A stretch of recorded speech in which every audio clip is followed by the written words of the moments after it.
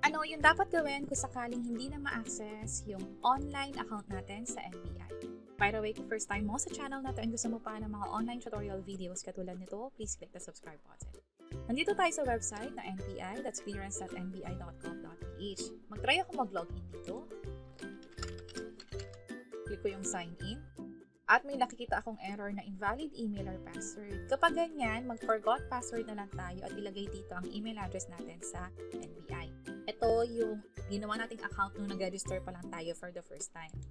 Click ko yung submit and check your email. Ito yung nakuha kong email from NBI. Galing siya sa support at nbi-clearance.com. I-click ko tong reset at i-type na natin dito yung bagong password. Click ko tong reset. Successfully changed password na. At mapupunta ulit tayo sa same website ng NBI. Click ko yung I agree, close ulit dito, at ilagay na dito yung email address and password mo. Bali, yung bagong password na yung i-enter mo dito. Click ko tong sign in.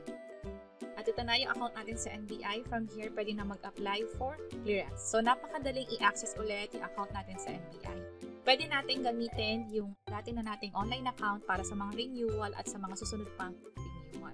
And that's it. Sana nakatulong tong video na to. Kung pakiclick ang like button at para sa iba't ibang mga tutorial videos, pwede nyo i-check ito nasa baba.